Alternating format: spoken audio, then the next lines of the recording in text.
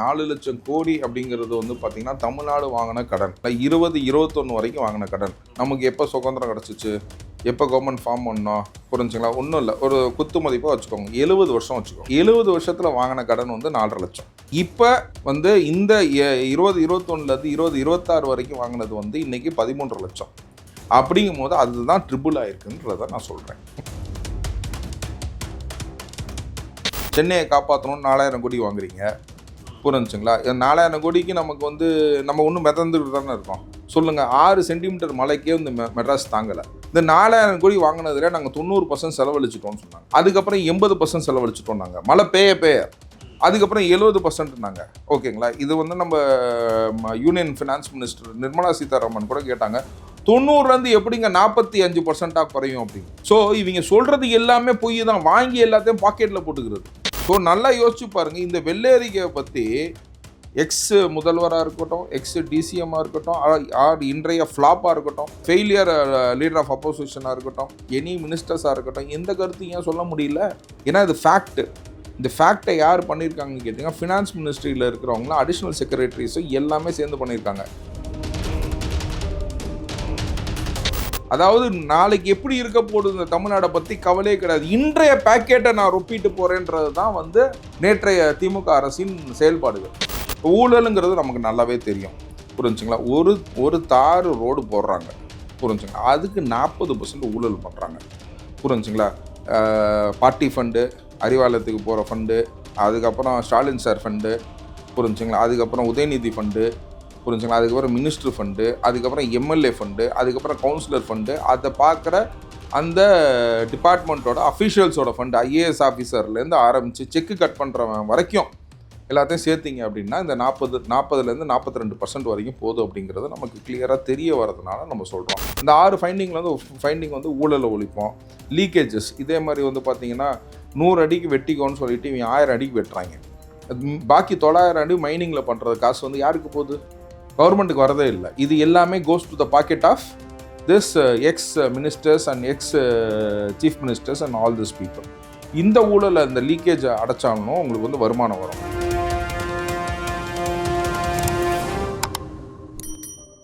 ஒவ்வொரு மாதமும் 5 மில்லியனுக்கு அதிகமான பார்வையாளர்களை சென்று சேரும் எங்களது சேனலில் உங்களையோ அல்லது உங்களது நிறுவனத்தையோ விளம்பரப்படுத்த வேண்டுமா? தொடர்புக்கு 9348355571. சார் வணக்கம் சார். வணக்கம் சார். தமிழக வெற்றிக் கழகம் ஆட்சி அமைஞ்சு நாங்கள் போன ஆட்சியில் என்னென்ன நிதி நிலவரங்கள் இருக்கும் அப்படின்ட்டு வெள்ளை அறிக்கை வெளியிடுவோம் அப்படின்னு வந்து சொன்னாங்க. அதே மாதிரி நேற்று நிதி அமைச்சராக இருக்கக்கூடிய மரிய வில்சன் அவர்கள் வந்து மொத்த டேட்டாஸையுமே வந்து எடுத்துகிட்டு வந்து 5 வருஷ காலம் என்னென்ன ஆயிருக்கு, எது எவ்வளோ செலவாயிருக்கு, எல்லா டேட்டாஸ் எவ்வளோ கடன் ஆயிருக்கு, எந்தெந்த துறைகளில் எவ்வளோ இழப்பீடாயிருக்கு அப்படின்றத வந்து கொடுத்துருக்காரு. பார்த்த எல்லாருக்கும் ஒரு அதிர்ச்சி. நீங்கள் அதை பார்த்துட்டு என்ன ரியாக்ஷன் வந்து ஆனீங்க? இல்லை, ஆக்சுவலாக நான் இதை வந்து கெஸ் பண்ணேன். ஏற்கனவே நமக்கு முன்னாடி தெரியும், நம்ம 10 லட்சம் கோடி அப்படிங்கிறது நமக்கு தெரியும். நான் ஆக்சுவலாக அந்த கோர்ட்டில் இருக்கிறதுனால வந்து பார்த்திங்கன்னா வந்து இந்த ஆக்சுவலாக நம்ம ப்ரைவேட் எலக்ட்ரிசிட்டி சப்ளையர்ஸ் இருக்காங்கல்ல, அதே மாதிரி பார்த்திங்கன்னா இபிக்கு ஒரு போர்டு இருக்குது. டான்ஜிட்கோங்கிறது நம்மளே வசூல் பண்ணுற போர்டு. அதே மாதிரி வாங்குறதுக்கு வந்து ஒரு போர்டு ஒன்று இருக்குது. இந்த ப்ரைவேட் நெகோஷியேட்டர்ஸ் அவங்க எப்போ பார்த்தாலும் கேஸ் போட்டுக்கிட்டே இருப்பாங்க. ஓகேங்களா? எனக்கு இவங்க காசே கொடுக்க மாட்றாங்க, சீக்கிரமாக காசு கொடுக்க சொல்லுங்கள் அப்படின்னு சொல்லிட்டு இந்த இதை கொடுக்கறதுனால இதை பற்றி எனக்கு வந்து okay, some disputes are going on with this இந்த ப்ரைவேட் பப்ளிக் பார்ட்னர்ஷிப் ரிலேஷன்ஷிப்பில் வந்து கொஞ்சம் பிரச்சனைகள் இருக்குது. அதாவது நம்ம சோலார் மூலியமாக கொடுக்குறவங்க, விண்மில் மூலியமாக எலக்ட்ரிசிட்டி கொடுக்குறவங்களுக்கு வந்து ஏதோ ஒரு பிரச்சனை இருக்குது இந்த போர்டுக்கும் இதுக்கும் அப்படிங்கிறத நம்ம கோர்ட்டில் உட்காந்துருக்கனால நம்ம பார்ப்போம். ஓகேங்களா?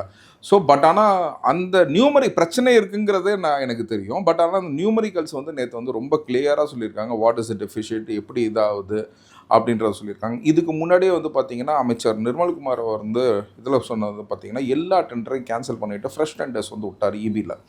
புரிஞ்சு, இபியில் ஃப்ரெஷ் டெண்டர்ஸ் விடும் போது என்ன சொன்னார் அப்படின்னு கேட்டிங்கன்னா, இதை வந்து விலை உயர்த்தி, புரிஞ்சுங்களா? இப்போ ஒரு கரண்ட்டுக்கு நீங்கள் ஒரு யூனிட்டுக்கு நீங்கள் எவ்வளோ கட்டுறீங்க? ஃபார் எக்ஸாம்பிள் நீங்கள் எவ்வளோ கட்டுறீங்க ஒரு யூனிட்டுக்கு? ஓகேங்களா? ஓகேங்களா? ஸோ அந்த 6 ரூபாய் 7 ரூபாங்கிறது 500 யூனிட்டுக்கு மேலே, புரிஞ்சுங்களா? ஜென்ரலாக வந்து 2 ரூபாயிலேருந்து 3 ரூபா, இவங்கன்னா வந்து 500 யூனிட் கீழே இருக்கிறவங்கன்னா 2 ரூபா 3 ரூபா கட்டுறாங்க. பட் எனக்கு தெரிஞ்ச ஒரு குத்துமதிப்பாக வந்து பார்த்தீங்கன்னா ஒரு 11 ரூபாய் they are paying to the private இது. அதை எடுத்து உங்களுக்கு வந்து கொடுக்குறது 6 ரூபாய் 7 ரூபாவாக இருந்துச்சு அப்படின்னா வந்து பார்த்தீங்கன்னா government is incurring a loss of near about some money. இதுதான் வந்து பார்த்தீங்கன்னா இது பார்ட்டி ஃபண்டுக்கும், அமைச்சரோட பாக்கெட்டுக்கும், ஸ்டாலின் சார் ஃபேமிலிக்கும், அஃபீஷியல்ஸோட பாக்கெட்டுக்கும், ஓகேங்களா, எல்லாத்து பாக்கெட்டுக்கும் போய் தான் பேலன்ஸ் வந்து வருது. ஸோ 7 ரூபாய்க்கு அந்த அந்த இப்போ நீங்கள் இந்த கமிஷனை வாங்காமல் இருந்தீங்கன்னா, அதை தான் வந்து அவர் சொல்கிறார், ஊழலை நாங்கள் ஒழிச்சோம்னா இதை கம்மி பண்ணலாம் அப்படிங்கிறதுக்கு ரீசன் வந்து என்னன்னு கேட்டிங்கன்னா, இப்போ அவங்களுக்கு வந்து நம்ம வெறும் 6 ரூபாய்க்கு அந்த கரண்ட் வாங்குறோமா, 7 ரூபாய்க்கு அந்த கரண்ட் வாங்கினோம் அப்படின்னா நம்ம 11 ரூபா கொடுக்க வேண்டிய தேவையில்லையே. அதில் ஒரு 4 ரூபாயிலேருந்து 5 ரூபாய் நம்ம கம்மி பண்ணுவோம். அப்படிங்கும் போது இட் இஸ் நியர் அபவுட் 50%. அப்படிங்கும் போது அதை இந்த கமிஷன்ஸ்லாம் வாங்காமல் விட்டாங்க அப்படின்னாவே வந்து இந்த லஞ்ச ஊழலை ஒழிச்சாவே வந்து பார்த்திங்கன்னா இதெல்லாம் வந்து குறையும் அப்படிங்கிறத நம்பிக்கை தெரிவிச்சிருக்காங்க. ஸோ இதெல்லாம் பார்க்கும்போது நம்ம again back to the topic வந்து பார்த்திங்கன்னா அதை வந்து இதை ஃபேக்ட்ஸை மட்டும் தான் அவங்க நரேட் பண்ணியிருக்காங்க. வேறு எதுவுமே அவங்க வந்து நரேட்டே பண்ணல. அவங்க கடைசியை வந்து பார்த்திங்கன்னா அவங்க ஸ்லைடை ஃபுல்லாக நான் பார்த்தேன், 21 ஸ்லைட்ஸ் போட்டிருந்தாங்க. கடைசியாக 20th ஸ்லைடும் 21 ஸ்லைடும் தான் வந்து பார்த்திங்கன்னா it is we will come up அப்படின்றத அவங்க சொல்லியிருக்காங்க. ஓகேங்களா. பாக்கி இருக்கிற 19 ஸ்லைடும் வந்து பார்த்திங்கன்னா இந்த 13.5 லட்சம் கோடியை பற்றி பேசியிருக்காங்க. 10 லட்சம் கோடி ப்ளஸ் PSU, அதாவது பப்ளிக் செக்டர் யூனிட்ஸோட கடனை சேர்த்து வந்து பார்த்திங்கன்னா 13.5 லட்சம் கோடி அப்படின்னு சொல்லியிருக்காங்க. இப்போ அந்த 13 லட்சம் கோடி அப்படின்றது இது வரைக்கும் தமிழ்நாடு வாங்காத கடனோட உச்சமா சார்? அது எல்லாருக்கும் அந்த சந்தேகம் இல்லை. ஆக்சுவலாக வந்து பார்த்திங்கன்னா அதை தான் சொல்கிறது. என்னன்னு கேட்டிங்கன்னா இப்போ வந்து இது how it has got doubled. இப்போ கொரோனா அப்போ வந்து பார்த்திங்கன்னா நமக்கு வாங்க வேண்டிய சூழ்நிலைகள் இருந்துச்சு, வாங்கினாங்க. அதை பற்றி நம்ம வந்து சொல்கிறோம். அது வரைக்குமே வந்து பார்த்திங்கன்னா 2 லட்சம் கோடியாக இருந்தது. கொரோனா இதை இப்போ பார்த்திங்கன்னா ஒரு 3 லட்சம் கோடி வரைக்கும் நம்ம வந்து தமிழ்நாடு கடன் வந்து வந்துச்சு. இப்போ more then it is doubled and ட்ரிபிள்டுன்னு தான் நான் சொல்ல முடியும். அவர் டபுள்டுன்னு சொன்னார், நான் ட்ரிபிள்டுன்னு சொல்கிறேன். இது வளர்ந்ததுக்கு காரணம் என்னன்னு கேட்டிங்கன்னா வந்து பார்த்திங்கன்னா இந்த ஊழல் அரசு இவங்க பார்ட்டி ஃபண்டாகவும் இவங்க மினிஸ்ட்ரிக்கு ஃபண்டாகவும் வாங்கிக்கிறதுக்கு, இவங்க கமிஷன் அடிக்கிறதுக்கு, இவங்க ஃபாரினில் சொத்து சேர்க்கறதுக்கு இந்த ஊழல் காசில் பாதி வந்து பார்த்திங்கன்னா வந்து பயன்படுத்தியிருக்காங்க அப்படிங்கிறது வந்து நெக்ஸ்ட்டு டெண்டர் விடும் போது உங்களுக்கு கரெக்டாக தெரியும். இப்போ நெக்ஸ்ட்டு டெண்டர் வந்து பார்த்திங்கன்னா அதே இபி ப்ரைவேட் சப்ளையர்ஸ் வந்து எப்பா நீ 11 ரூபாய் நீ கொடுக்க வேணாம், எனக்கு கமிஷனும் கொடுக்க வேணாம், புரிஞ்சுங்களா, உனக்கு நான் 7 ரூபாய்க்கு கொடுக்குறேன் அப்படிங்கும் போது அந்த 4 ரூபாய் டிஃப்ரென்ஸ் வருது பார்த்தீங்களா. ஸோ அடுத்த பட்ஜெட்டில் அடுத்த இந்த லீக்கேஜ், இந்த ஊழல் இதெல்லாம் ஒழிக்கும் போது பார்த்திங்கன்னா போன அரசு வந்து எவ்வளோ ஊழல் செஞ்சுருக்குங்கிறத கிளியராக நமக்கு ஃபைண்ட் அவுட் பண்ணிடலாம். இப்போ எந்தெந்த துறைகள் சார்ந்து எவ்வளவு வருவாய் வந்து இழப்பீடு ஆயிருக்கு அப்படின்றத பார்த்தாங்க சொல்லிருக்காங்கல்ல சார்? இல்லை, இதில் வந்து பார்த்திங்கன்னா ஃபேக்ட்ஸை மட்டும் நரேட் பண்ணியிருக்காங்க. அதாவது இதில் மெயினாக வந்து எப்படி சொல்லியிருக்காங்கன்னா அவங்க ஃபைண்டிங்ஸில் வந்து ஊழல்னு சொல்லியிருக்காங்க. இப்போ ஊழலுங்கிறது நமக்கு நல்லாவே தெரியும், புரிஞ்சுங்களா. ஒரு தார் ரோடு போடுறாங்க, புரிஞ்சுங்களா, அதுக்கு 40% ஊழல் பண்ணுறாங்க, புரிஞ்சுங்களா. பார்ட்டி ஃபண்டு, அறிவாலயத்துக்கு போகிற ஃபண்டு, அதுக்கப்புறம் ஸ்டாலின் சார் ஃபண்டு, புரிஞ்சுங்களா, அதுக்கப்புறம் உதயநிதி ஃபண்டு, புரிஞ்சுங்களா, அதுக்கப்புறம் மினிஸ்ட்ரு ஃபண்டு, அதுக்கப்புறம் MLA ஃபண்டு, அதுக்கப்புறம் கவுன்சிலர் ஃபண்டு, அதை பார்க்குற அந்த டிபார்ட்மெண்ட்டோட அஃபீஷியல்ஸோட ஃபண்டு, IAS ஆஃபீஸர்லேருந்து ஆரம்பித்து செக்கு கட் பண்ணுறவன் வரைக்கும் எல்லாத்தையும் சேர்த்திங்க அப்படின்னா இந்த 40% 42% வரைக்கும் போதும் அப்படிங்கிறது நமக்கு கிளியராக தெரிய வரதுனால நம்ம சொல்கிறோம். இதுக்கு மேலே வந்து ஒரு கான்ட்ராக்டர் வந்து சம்பாதிக்கணும்னா அவன் ஒரு 8% வச்சுருப்பான். ஸோ அது வந்து வெறும்னா வந்து 50% தான் வந்து அந்த ரோடை போடுறோம், புரிஞ்சுங்களா. அந்த ஸோ இப்போ கொடுக்குறது வந்து பார்த்திங்கன்னா அந்த 50% பணத்தை நீ வந்து அதுக்கே மட்டும் கொடுத்துட்டோம் அப்படின்னா ஸோ அது வந்து ஒரு பெட்டர் டெலிவரன்ஸாக இருக்கும். அதனால தான் அவங்க ஊழலை வந்து ரொம்ப அந்த 6 ஃபைண்டிங்ஸில் வந்து சொன்னீங்கன்னா அந்த 6 ஃபைண்டிங்கில் வந்து ஃபைண்டிங் வந்து ஊழலை ஒழிப்போம். லீக்கேஜஸ் இதே மாதிரி வந்து பார்த்திங்கன்னா 100 அடிக்கு வெட்டிக்கோன்னு சொல்லிட்டு இவங்க 1000 அடிக்கு வெட்டுறாங்க. பாக்கி 900 அடி மைனிங்கில் பண்ணுறது காசு வந்து யாருக்கு போகுது? கவர்மெண்ட்டுக்கு வரதே இல்லை. இது எல்லாமே goes to the pocket of this ex ministers and ex chief ministers and all this people. இந்த ஊழலை இந்த லீக்கேஜை அடைச்சாலும் உங்களுக்கு வந்து வருமானம் வரும். இதே மாதிரி உங்களுக்கு பார்த்தீங்கன்னா உங்களுக்கு எல்லா செக்டர்ஸில் நீங்கள் you name the sector I will tell that, புரிஞ்சுங்களா. எல்லா செக்டர்லேயும் வந்து பார்த்தீங்கன்னா உங்களுக்கு ஊழல் ஊழல் ஊழல் ஊழல் ஊழல் தான், புரிஞ்சுங்களா. இன்றைக்கி ஒன்றுமே இல்லைங்க. இன்றைக்கி வந்து வண்டி வந்து டயர் மாற்றணும்னு சொல்லி ஒரு டிரைவர் ஊழல் பண்ணுறாங்க, ஓகேங்களா. எனக்கு தெரிஞ்சு நான் சொல்கிறேன், சின்னதாக சொல்கிறேன், டயர் போயிடுச்சு அப்படின்னா அந்த IAS ஆஃபீஸர் வந்து போய் நமக்கு தான் கோட்டா இருக்கே போய் மாற்றிட்டு வா அப்படின்னு, புரிஞ்சுங்களா. நல்லா இருக்கிற டயரே வந்து திரும்ப மாற்றிட்டு போகிறாங்க. ஒரு டிரைவர்லேருந்து எல்லாம் ஊழல் பண்ணுறாங்க. ஸோ இந்த ஊழலில் வந்து அழுக்க இந்த லீக்கேஜை நம்ம வந்து இது பண்ணோம்னா இவ்வளோ கிலோமீட்டர் ஓட்டினா தான் நீ வந்து இந்த டயரை மாற்றணும் அப்படின்ற ஒரு ரூல்ஸை கொண்டு வரணும். புரிஞ்சுங்களா? ஒன்றும் இல்லைங்க, 10,000 கிலோமீட்டர் ஓடுதுங்க. அந்த டயரை கொண்டு வந்து நீங்கள் என்கிட்ட அதே கடையில் போட்டு இன்னொரு புது டயர் வாங்கிட்டு போகிறாங்க. அந்த 10,000 ஓடின டயரை வந்து கால் டாக்ஸி ஓட்டுறவன் அதை வாங்கி போட்டுக்கிறான். புரிஞ்சுங்களா? இந்த மாதிரி ஒரு சின்ன சின்ன ஊழல், ஒரு டிரைவர் பண்ணுற ஊழலை சொல்கிறேன் நான். புரிஞ்சுங்களா? அதே மாதிரி வந்து பார்த்தீங்கன்னா இது கவர்மெண்ட்டோட நஷ்டம் தானே. இப்போ 40,000 கிலோமீட்டருக்கு வந்து அந்த டயரை 40,000 கிலோமீட்டருக்கு அப்புறம் தான் அதை மாற்றணும், 50,000 கிலோமீட்டருக்கு அப்புறம் தான் மாற்றணும்னு ஒரு ரூல்ஸை போட்டிருந்தாங்கன்னா அவன் 10,000 கிலோமீட்டருக்கு ஒரு வாட்டி டயரை மாற்றுவானா? எனக்கு தெரிஞ்சு நான் டயர் மாற்றும் போது பார்த்தீங்கன்னா ஒரு கவர்மெண்ட் அஃபீஷியலு, கவர்மெண்ட் டிரைவரு வந்து இந்த ஊழலை பண்ணுறான் நான் கடையில் டயர் மாற்றும் போது. புரிஞ்சுங்களா? அப்படிங்கும் போது நீங்கள் ஐஏஎஸ் ஆஃபீஸர் வரைக்கும் யோசிங்க, சிஎம் வரைக்கும் யோசிங்க, எல்லாருமே ஊழல்வாதிங்க. இந்த லீக்கேஜெல்லாம் கண்ட்ரோல் பண்ணோம்னாவே கவர்மெண்ட்டோட ஃபண்ட்ஸை நம்ம நிறைய கண்ட்ரோல் பண்ணலாம். அதே மாதிரி டிரான்ஸ்போர்ட்டேஷன் டிபார்ட்மெண்ட்டில் நிறைய வருவாய் இழப்பீடு நடந்திருக்கிறதா குறிப்பிட்டு சொல்லியிருக்காரு. இப்போ இந்த இலவச பஸ் இதெல்லாம் வந்து கொடுத்ததுனால அஃப்கோர்ஸ் நிறைய வந்து போகும். பட் இதுக்கான காம்பன்சேஷனாக மற்ற துறைகள்லேருந்து வரக்கூடிய வருமானம் சேர்க்கணும்ல. இப்போ இங்கே குறையுதுன்னா மற்ற இதை அதை டேலி பண்ணணும்ல, அதுக்கான வேலை எதுவுமே நடக்கலை அப்படின்ற ஒரு குற்றச்சாட்டையும் வச்சுருக்காரு. இல்லை, ஆக்சுவலாக நான் வந்து அதுதான் நான் சொல்லுவேன். எப்படின்னு கேட்டிங்கன்னா இப்போ இந்தியா இஸ் சேஞ்சிங் தான் நான் சொல்லுவேன். இப்போ வந்து பார்த்தீங்கன்னா பப்ளிக் ப்ரைவேட் பார்ட்னர்ஷிப்லன்னா நம்ம நிறைய செய்ய வேண்டியது இருக்குது. இப்போ எங்கள் ஊர்லனா வந்து பார்த்திங்கன்னா கவர்மெண்ட் பஸ்ஸும் ஓடுது, ப்ரைவேட் பஸ்ஸும் ஓடுது. அப்படிங்கும் போது இங்கே வந்து பார்த்திங்கன்னா நம்ம வந்து வெறும் கவர்மெண்ட் பஸ்ஸை மட்டும் நம்ம ஓட்டிகிட்டு இருந்தோம் அப்படின்னா வேலைக்கு ஆகாது. கொஞ்சம் வந்து ப்ரைவேட் பஸ்ஸை நீங்கள் அலோவ் பண்ணி டெப்போவில் அவங்களுக்கு இது பண்ணி அந்த மாதிரி ஒரு சர்க்குலேஷன் வந்துச்சு அப்படின்னா, ஏன்னா அவங்க ஒரு ரூட்டு எடுத்தாங்கன்னு வச்சுக்கோங்களேன், அதுக்கு they will do the payment to the government. அப்படி ஒரு கவர்மெண்ட் போகும்போது பள்ளி குழந்தைகள் பெண்கள்லாம் போடணும் கவர்மெண்ட் பஸ்ஸை யூஸ் பண்ணிக்கிட்டோம். மற்ற இதுக்கு வந்து பார்த்திங்கன்னா ப்ரைவேட் பஸ்ஸை யூஸ் பண்ணுற மாதிரி ஒரு விஷயம் வந்துச்சுன்னா பப்ளிக் ப்ரைவேட் பார்ட்னர்ஷிப்ஸை வந்து இன்க்ரீஸ் பண்ணுன்னா அதை வந்து அவங்க வந்து மென்ஷன் பண்ணியிருக்காங்க. We will encourage public private பார்ட்னர்ஷிப்னு சொல்லிட்டு அவங்க என்கரேஜ் பண்ணியிருக்காங்க. அந்த விஷயத்தை நம்ம கொண்டு வந்தோம்னா இதனால் வந்து வருவாய் வந்து திரும்ப வந்து டெவலப் ஆகும். இது வருவாய்க்கான அறிக்கை கிடையாது. இது வரைக்கும் நம்மளோட சூழ்நிலை இருந்ததுக்கு அதனால தான் நான் மென்ஷன் பண்ணேன். 21 பக்கத்தில் ஒரே ஒரு டேட்டா ஷீட்டில் மட்டும்தான் அவங்க வந்து இன்ஃபர்மேஷன் சொல்லியிருந்தாங்க. மற்றது எல்லாத்துலேயுமே வந்து இந்த கவர்மெண்ட் எவ்வளோ இதாக இருந்திருக்குங்கிறது தான் அவங்க சொல்லியிருந்தாங்க. இப்போ இந்த கடந்த 5 வருடங்களில் மட்டும் இவ்வளோ பெரிய ஒரு தொகை எக்ஸ்ட்ரா, அதாவது கடன் ஆகிருக்கிறத பார்க்க வந்து முடிஞ்சுது. இப்போ நிறைய பேர் மற்ற ஸ்டாலின் அவர்கள் 2021 போட்ட ட்விட்டர்லாம் ஷேர் பண்ணுறாங்க.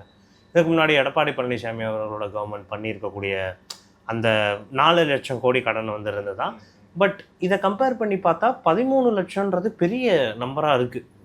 ஜம்பே பயங்கரமாக அதுதான் நான் சொல்கிறேன். அதாவது 4 லட்சம் கோடி அப்படிங்கிறது வந்து பார்த்திங்கன்னா தமிழ்நாடு வாங்கின கடன். புரிஞ்சுங்களா? 2021 வரைக்கும் வாங்கின கடன். நமக்கு எப்போ சுதந்திரம் கிடச்சிச்சு, எப்போ கவர்மெண்ட் ஃபார்ம் பண்ணோம், புரிஞ்சுங்களா? ஒன்றும் இல்லை, ஒரு குத்து மதிப்பாக வச்சுக்கோங்க, 70 வருஷம் வச்சுக்கோங்க. ஓகேங்களா? ஒரு 51லேருந்து ஆரம்பித்து ஒரு 21 வரைக்கும் வச்சு 70 வருஷம் வச்சுக்கோங்க. 70 வருஷத்தில் வாங்கின கடன் வந்து 4.5 லட்சம். புரிஞ்சுங்களா? இப்போ வந்து இந்த 2021லேருந்து 2026 வரைக்கும் வாங்கினது வந்து இன்றைக்கி 13 லட்சம். அப்படிங்கும் போது அதுதான் ட்ரிபிள் ஆகிருக்குன்றதை நான் சொல்கிறேன். என்ன காரணங்களுக்காக இது நடந்திருக்கு சார்? இப்போ நீங்கள் ஒன்று சொல்கிறீங்க, ஒரு சிஸ்டமேட்டிக்காக இந்த எல்லாருக்கும் கவர்மெண்ட் சார்ந்து பிரியக்கூடிய இந்த அமௌண்ட் அவங்க அந்த மினிஸ்டர்ஸோட பாக்கெட்டுக்கு போகுது, ஸ்டாலினோட பாக்கெட்டுக்கு போகுது அப்படின்ட்டு. பட் என்ன சோர்ஸ் மூலமாக இந்த எதுக்காக இவ்வளவு கடன் வந்து வாங்கியிருப்போம்? ஒரு காரணம் சொல்லி தானே வாங்கியிருப்பாங்க. ஆமாம், இந்த காரணம் சொல்கிறது ஒன்றும் இல்லை சார். நீங்கள் ரோடு போடுறீங்கன்னு சொல்லி காரணம் சொல்கிறீங்க, அதில் 40% கிடைக்கிது. புரிஞ்சுங்களா? நீங்கள் ஒரு விஷயமும் நீங்கள் வந்து இந்த சென்னையை காப்பாற்றணும்னு 4000 கோடி வாங்குறீங்க. புரிஞ்சுங்களா? 4000 கோடிக்கு நமக்கு வந்து நம்ம ஒன்றும் மிதந்துக்கிட்டு தானே இருக்கோம். ஓகேங்களா? இந்த வாட்டி சிஎம் விஜய் அவர்கள் ஆட்சி வந்துருச்சு. ஓகேங்களா? இதுக்காக நம்ம ஒன்றும் பணம் வாங்கலை.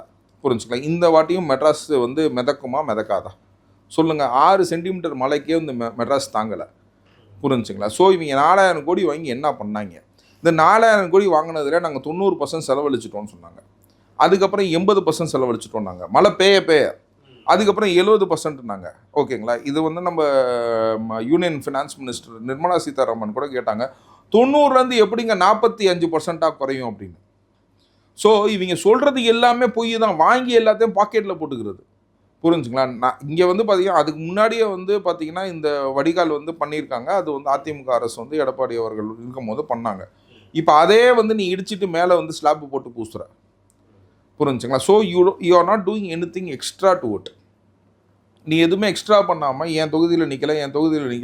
அங்கே மழை தண்ணி நின்னனால தான்ப்பா உடனே அங்கே நிற்க விடலை. கொளத்தூரில் உன்னை எதுக்கு துரத்துனாங்க? அதையாச்சும் உனக்கு ஒரு இன்டெலிஜென்ஸ் வேணாமா? புரிஞ்சுங்களா? ஸோ நல்லா யோசிச்சு பாருங்கள். இந்த வெள்ளேரிக்கையை பற்றி எக்ஸ் முதல்வராக இருக்கட்டும், எக்ஸ் டிசிஎம்மாக இருக்கட்டும், ஆர் இன்றைய ஃப்ளாப்பாக இருக்கட்டும், ஃபெயிலியர் லீடர் ஆஃப் அப்போசிஷனாக இருக்கட்டும், எனி மினிஸ்டர்ஸாக இருக்கட்டும், எந்த கருத்து ஏன் சொல்ல முடியல? ஏன்னா இது ஃபேக்ட்டு. இந்த ஃபேக்டை யார் பண்ணியிருக்காங்கன்னு கேட்டிங்கன்னா ஃபினான்ஸ் மினிஸ்ட்ரியில் இருக்கிறவங்களாம் அடிஷ்னல் செக்ரட்டரிஸும் எல்லாமே சேர்ந்து பண்ணியிருக்காங்க. இந்த ஃபேக்ட்டுக்கு இப்போ நீங்கள் ஒன்றும் இல்லை, நீங்கள் தமிழ்நாடு கவர்மெண்ட்டில் வந்து பார்த்தீங்கன்னா இதை வந்து ரொம்ப கிளியராக வந்து வெள்ளை அறிக்கை ஒயிட் பேப்பர்னு சொல்லி போட்டாங்க. இது போட்டதில் வந்து 121 பக்கம் ரொம்ப கிளியர் எக்ஸ்ப்ளனேஷன் கொடுத்துருக்காங்க. புரிஞ்சுங்களா? ரொம்ப clear explanation, 5 year window clans, எப்படி இவங்க போட்டிருக்காங்க, ஒரு பட்ஜெட்டு என்னென்ன ஆயிருக்கு, இவங்களோட க்ரோத் எவ்வளோ இருக்குன்னு ஒரு பட்ஜெட்லேயும் சொல்லியிருக்காங்கன்னா 18% க்ரோத் இருக்குன்னு சொல்லியிருக்காங்க. ஆனால் இவங்களுக்கு வந்த க்ரோத் வந்து பார்த்தீங்கன்னா 5.45%, 5.5% கூட கிடையாது. புரிஞ்சுங்களா? அவ்வளோதான் வந்து இவங்களுக்கு ரெவன்யூ வந்திருக்கு. ஆனால் இவங்க 18% சம்பாதிப்போம்னு சொல்லி பட்ஜெட் போடுறாங்க. அந்த மாதிரி எல்லாமே கேட்டிங்கன்னா ஹிப்டு பட்ஜெட். உங்களுக்கு ப்ரொஜெக்ஷன் நீங்கள் காட்டும் போது பார்த்தீங்கன்னா அப்படியே நீங்கள் வந்து நான் 100 மார்க் எடுப்பேன் அப்படின்னு ஒரு பையன் சொல்லுவான் பார்த்தீங்களா? கடைசியில் அந்த பையன் ஃபெயில் ஆகிட்டானா எப்படி இருக்கும்? அவன் 60 மார்க் எடுத்தால் கூட பரவாயில்ல, 80 மார்க் எடுத்தாலும் பரவாயில்ல. You aim for the sky, you will fall in the tree அப்படிங்கிறது வந்து யூனிவர்சல் பிரின்சிபல். வானத்துக்கு ஆசைப்பட்டால் தான் மரத்தில் உழுவ முடியுங்கிறது ஒன்று. நீ 18%ங்கிறது ஆசைப்படுற, ஓகேங்களா? உளுந்தது 12% இருக்கணும், அட்லீஸ்ட் 15% இருக்கணுமே. 12 to 15 தானே நீங்கள் உழுவணும். நீ எங்கே உளுந்துருக்க? நீ 18% சொல்லிட்டு 5.5% கீழே உளுந்துருக்க. அப்படிங்கும் போது என்னன்னு பார்த்தீங்கன்னா தே டசன்ட் ஹாவ் எனி ஃபோர்காஸ்ட். அதாவது நாளைக்கு எப்படி இருக்க போகுது இந்த தமிழ்நாடை பற்றி கவலையே கிடையாது. இன்றைய பேக்கெட்டை நான் ரொப்பிட்டு போகிறேன்றது தான் வந்து நேற்றைய திமுக அரசின் செயல்பாடுகள். புரிஞ்சுக்கலாம்? இன்னைக்கு இந்த ஃபோர்காஸ்ட் வந்து பார்த்தீங்கன்னா இன்றைய நிலைமை இது. இதுனா இவ்வளோ செலவாகுதுங்க, அவ்வளோ செலவாகுது. வட்டிக்கு மட்டுமே நாங்கள் வந்து பார்த்தீங்கன்னா 1/3 of our revenue is going for the interest. Tamil Nadu சம்பாதிக்கிறதுல வந்து பார்த்தீங்கன்னா இவங்க ஏற்றி வச்சது 4.5 லட்சம் கோடியிலேருந்து இப்போ 13.5 லட்சம் கோடிக்கு ஆக்குனதில் ஏற்றி வச்சதில் என்னென்னா பார்த்தீங்கன்னா இது வட்டிக்காக மட்டுமே வந்து பார்த்தீங்கன்னா 1/3 of our revenue is going for the இன்ட்ரெஸ்ட்டுங்கிறாங்க. புரிஞ்சுங்களா? நீங்கள் ஒரு 10,000 சம்பாதிச்சுட்டு 3,500 வட்டி கட்டினீங்கன்னா ஓகேங்களா, இது வந்து சரியான கடனா? சொல்லுங்கள், இது வந்து சரியான கடனா? ஸோ கடன் வந்து சில விஷயத்தில் வந்து டெவலப்மெண்ட்டுக்காக நம்ம கடன் வாங்கியிருக்கோம் அப்படின்னா ஸோ டெவலப்மெண்ட்டுக்கான கடனாக இருக்கணும். புரிஞ்சுங்களா? இது டெவலப்மெண்ட்டுக்கான கடனும் கிடையாது.